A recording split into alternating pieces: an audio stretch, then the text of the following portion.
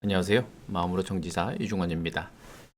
오늘은 행정업무 스킬 향상. 여러분들이 청소년 지도사가 실제 되었을 때 어떤 업무를 진행을 해야 되는지, 그리고 연차별로 어떤 능력을 갖춰야 되는지를 살펴볼 건데요. 청소년 지도사 활동직 이 정도는 해야 라는 제목으로 같이 한번 살펴보도록 하겠습니다. 목차입니다. 청소년 수련시설, 특히 청소년 재단의 직군, 직급별 역량 로드맵을 한번 살펴보겠는데요. 제가 지금 현재 근무하고 있는 고양시 청소년 재단 자료를 참조하였습니다. 두 번째로 청소년 지도사 활동직, 오늘은 활동직만 한번 살펴보겠습니다. 활동직 직급별 역량 분석을 살펴보겠습니다. 자, 요게 그 청소년 수련시설, 청소년 재단의 직군, 직급별 역량 로드맵이 됩니다. 구분을 잠깐 한번 살펴보겠는데요. 활동직, 상담직, 진로직, 행정, 그러니까 인사에 관련된 내용이고요. 행정직 회계, 그다음에 행정직 전산, 그리고 마지막으로 시설직으로 구분이 되어져 있습니다. 자, 이런 직군별로 구분이 되어져 있고, 처음 입사를 하였을 때 필요한 공통 역량, 그러니까 여기 사원에 해당하는 건데요. 사원이 됐을 때는 이 정도의 능력이 있어야 합니다. 그리고 사원에서 대리로 진급을 하게 되는데 보통 2년에서 3년 정도가 보통인 것 같습니다. 대리가 됐을 때는 이런 정도의 능력, 그리고 그 이후에 2년에서 3년 정도 지나서 차장이 되어졌을 때 이런 정도의 능력, 그리고 차장에서 3년에서 한 5년 정도 지났을 때 이제 부장이나 센터장이 되어주는데 이때는 어떤 능력을 갖춰야 되는지, 그리고 마지막으로 저처럼 이렇게 관장이 되어졌을 때는 어떤 능력을 갖춰야 되는지를 같이 한번 살펴보도록 하겠습니다. 직군이 여러 직군이 있는데 오늘은 활동직만 살펴보도록 하겠습니다. 청소년 지도사 활동직 직급별 역량 분석이 되겠습니다. 먼저 신입 공통 역량입니다. 먼저 대인관계 능력입니다. 팀워크 능력, 리더십 능력, 갈등 관리 능력, 협상 능력, 고객 서비스 능력입니다. 여기서 리더십이 왜 필요해? 나는 관리자도 아닌데 이렇게 생각하실 수 있는데 실제 청소년들과 함께 프로그램을 하거나 활동을 진행을 하게 될 때 리더십이 필요하게 됩니다. 그리고 거기에는 갈등 관리 능력 또한 필요하게 됩니다. 자, 두 번째는 의사소통 능력입니다. 문서 이해 능력, 문서 작성 능력, 경청 능력, 의사 표현 능력입니다. 특히 이 부분은 굉장히 중요한 부분인데요. 나이가 많건 나이가 적건 간에 문서 작성을 할 수 있는, 특히 컴퓨터를 통해서 문서 작성을 할 수 있는 능력이 뛰어나야 합니다. 세 번째로 문제 해결 능력입니다. 사고력, 문제 처리 능력입니다. 네 번째로 조직 이해 능력입니다. 조직 체제 이해 능력, 경영 이해 능력, 업무 이해 능력 등입니다. 다섯 번째로 직업 윤리입니다. 여러분들이 청소년 지도사 면접 시험을 보실 때도 청소년 지도사 윤리에 대해서 이야기를 많이 했는데요. 또한 실제로 청소년 지도사가 되었을 때도 직업 윤리가 필요합니다. 근로 윤리, 공동체 윤리입니다. 마지막으로 재단 관련 국가 및 지방자치단체 법 규정 지침 등 숙지가 필요합니다. 그리고 재단 규정 지침, 매뉴얼, 시스템 숙지가 필요합니다.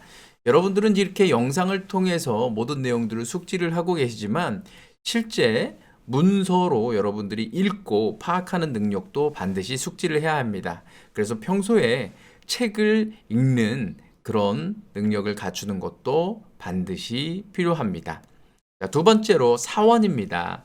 사원은 처음에 입사를 했을 때, 그리고 입사를 했을 때부터 2년차, 3년차가 될 때까지 필요한 업무 역량이 될 텐데요. 청소년 프로그램을 기획하고 설계할 수 있는 능력입니다.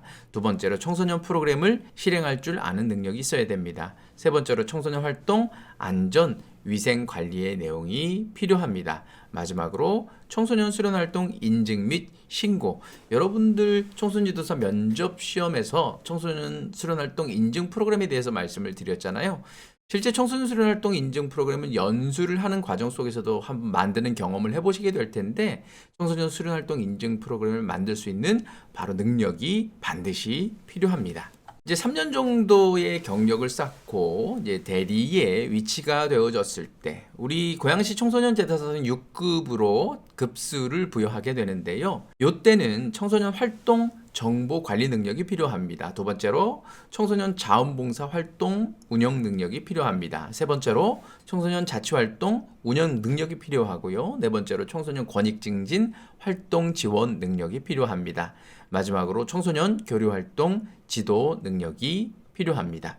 대리로서 또한 2년에서 3년 정도의 경험을 쌓고 5급인 차장이 되어졌을 때는 이런 능력이 필요합니다. 청소년 현장 실습 지도할 수 있는 능력이 필요합니다. 두 번째로 청소년 프로그램 평가를 할 수 있는 능력이 필요합니다. 대리급에서 프로그램을 계획하고 운영을 했을 때 나중에 그 부분에 대해서 피드백을 줄 수 있는 그런 능력이 필요하다라는 것입니다. 다음으로는 부장, 센터장의 업무 역량이 될 텐데요. 부장 및 센터장은 지도자 교육 훈련을 할 수 있는 능력이 있어야 합니다. 그리고 청소년 사업 기획 능력인데요. 중장기 사업 계획을 하거나 연간 사업 계획을 할 수 있는 능력이 있어야 합니다. 다시 표현하자면 시설의 전반적인 것을 한눈에 볼 수 있는 능력이 필요하다는 것입니다.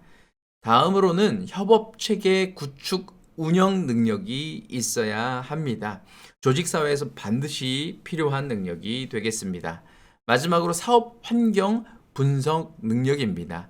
시대의 흐름과 시설 주변에 그리고 유관 기관의 환경을 잘 분석하고 적용할 수 있는 능력이 있어야 합니다. 그리고 마지막으로 임기제 관장의 업무 역량 분석입니다.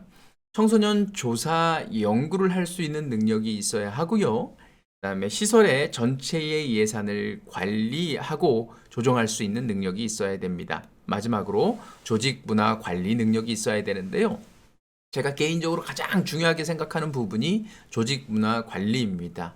실제 관장이, 그러니까 시설장이 어떤 사람이냐에 따라서 조직의 문화가 전체적으로 바뀔 수가 있게 되는데요.